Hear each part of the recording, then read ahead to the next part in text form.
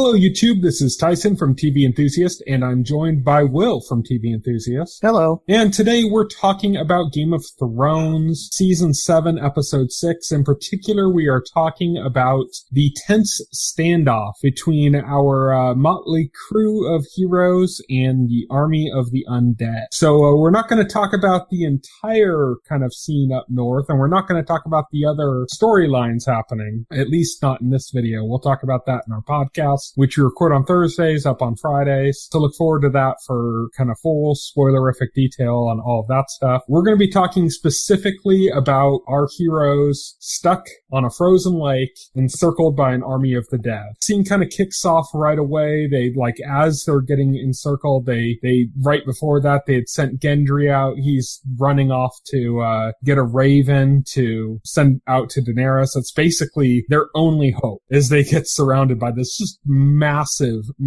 force of the undead who can't really progress any further because the ice is cracked in front of the army of the undead. And they started moving forward and they all just sank down into the lake. And now that's just this slow waiting game. And that's really all the army of the undead has to do is just wait, because harshness of the elements would eventually kill them, and then they'd be their allies. Yeah, and then they So they're just kind of sitting there waiting them out.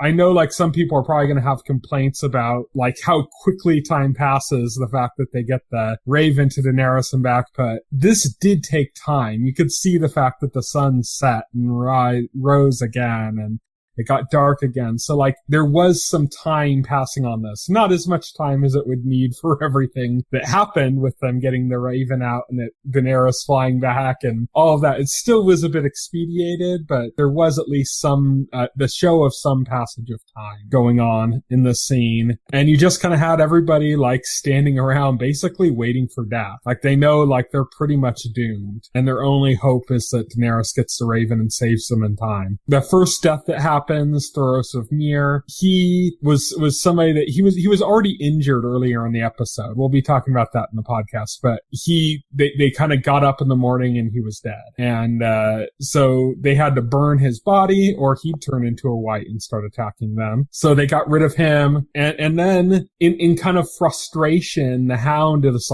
starts throwing rocks at the army of the undead. And he throws one and he hits one of the whites and knocks off his jaw. And he's just kind of it kind of reminds me of when you see a zombie movie and you have the people on top of the roof shooting at the zombies or something, You always get those kind of scenes in those movies where they're just bored and they're just trying to pick off the zombies that they can. While these, kind of mindless whites, the Hound is just kind of chucking rocks at them. First one hits one, knocks off its jaw. Second rock he throws lands about halfway between him and the white and kind of just bounces on the frozen lake for a couple seconds and lands before the white, which makes the whites kind of look down. This alerts the whites to the fact that the lake is frozen and that the lake is solid and they can actually reach them now. So the one that got hit first starts walking out and then slowly more and more, and then they're just the whole horde of them is just running in at them, and the heroes are just fuck.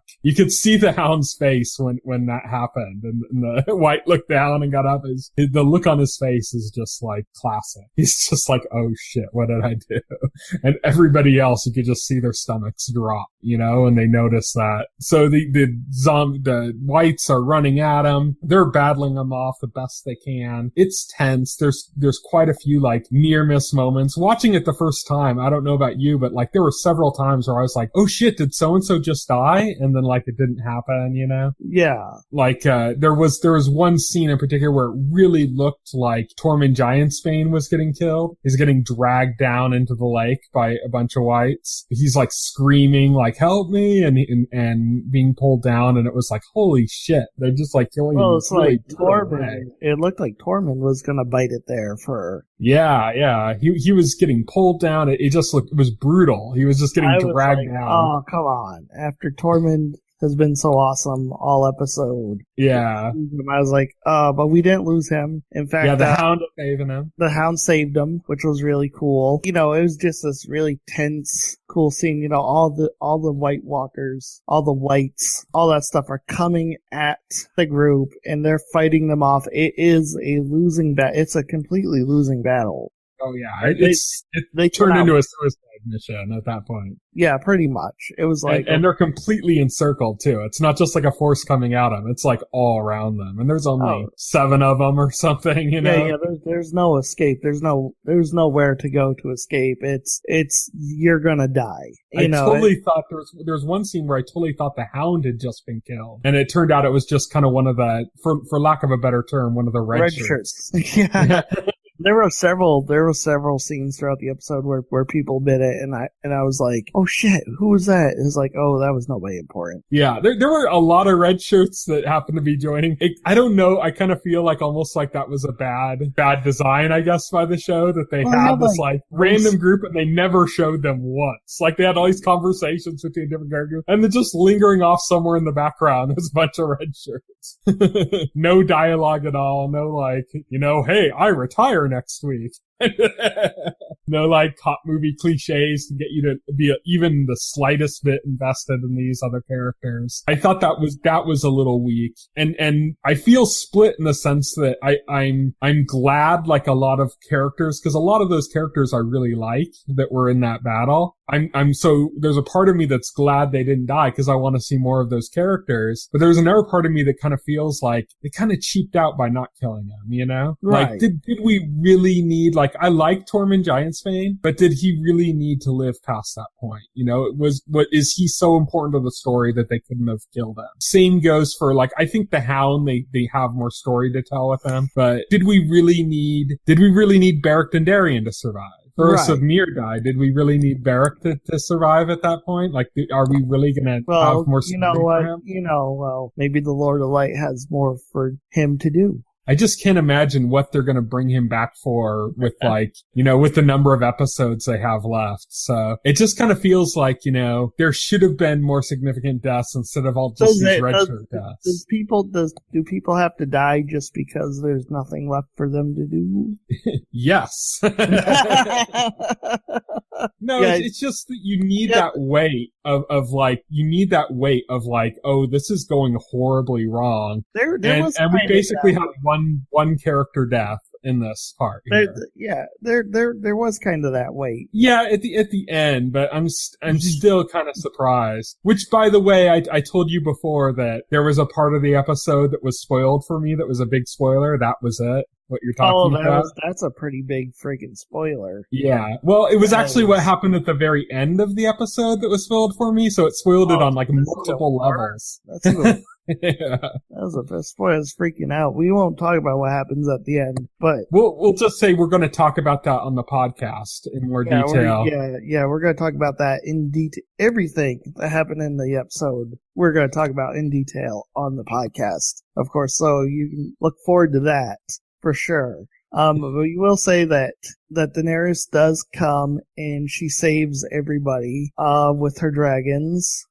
All 3 dragons, Viserion, Rhaegal, and Drogon. She brings all her dragons. Just quickly, she does suffer a loss. She does lose one of her dragons in the rescue mission. And also, Jon gets left behind. He does not get to ride on a dragon. Yeah, everybody else is riding off on the dragon. Jorah almost falls off. The Hound ends up saving him. And Jon gets left behind. He sacrificed himself, basically. Like, he didn't end up dying in the episode, but he still, like, sacrificed himself. He sacrificed himself. He stepped away from the dragon and was basically like, I got this. Don't worry. You guys take off. And, like, almost immediately got pulled into the frozen lake. Right. And so it was looking kind of dire. We'll get into kind of the events that happened after that at the end, but Daenerys was able to get away with the rest of the non-red shirt characters, besides Thoros of Myr and the red shirts. Everybody else, and Jon, everybody else was able to get away on Drogon's back. Rhaegal got away as well, Daenerys' other dragon. Viserion, unfortunately, got javelined by the Night's King himself, who said,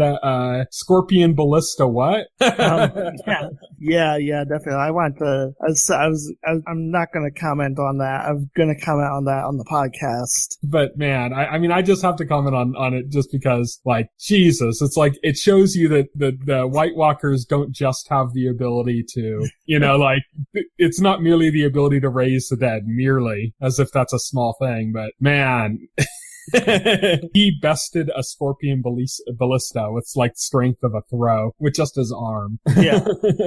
It was to the point where Daenerys had 3 dragons and they were like scared shitless trying to get out of there, or 2 dragons now trying to get out of there after what happened with the 1 dragon. Like, it was the Night's King alone was basically going to take them out if they didn't get out of there right away, which is why Jon ended up sacrificing himself. Yeah, which is why, Jon ended up sacrificing himself so that they could escape. So I had mentioned that I had kind of a little bit of an issue with just the fact of the way they used red shirts on the episode. Right. It was... And the kind of like the lack of certain deaths that probably should have happened. You're just upset you were wrong. Hey, well, one of my death predictions turned out right. You were, yeah. One of your death predictions turned out right. You were pretty spot on with some of the stuff you predicted. Yeah, I'm actually pretty happy. Like, I don't enjoy character deaths. Especially when it's like if it's characters I hate, sure. It just makes it feel a little bit less weighted to me. And as I said, like the one really big scene, the one really big loss with that dragon was spoiled for me. So, like, I guess maybe it's just that I didn't get as much weight from that because I knew it was going to happen. Maybe that took away the weight from it and is slanting my perception of the episode because of that. But I don't know. I did not like the way they handled the red shirts. Like, at least give them like some dialogue or something so they're like actual human beings, I didn't like the way they did that. I also had kind of a few complaints about just the time compression that happened in the episode, which felt a little bit overly pushed, I feel like they could have cut out the Winterfell story in this episode and just put more time into like this and did it like a single location episode like they did with, what was that? The Night's Watch one where they were being attacked by the wildlings and it was just like a huge battle and it was just there the entire episode. Right. I kind of feel like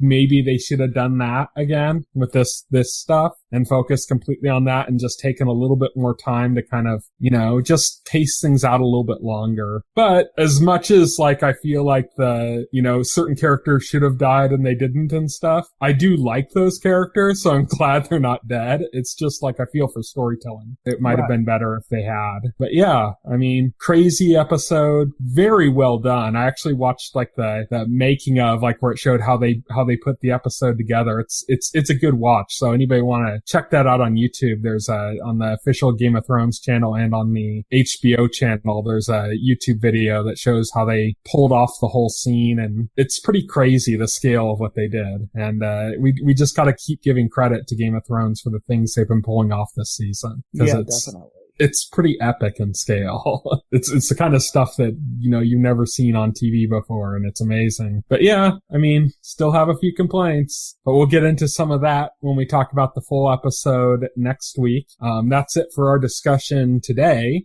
So make sure you tune in to our podcast, the Weekly Set Podcast, where we are going to talk about the rest of the episode, as well as Twin Peaks, which we normally talk about. That will be available up on Friday, so look for that for our full discussion. Until then, thank you everybody for watching, and Valor Morghulis. Valor Morghulis.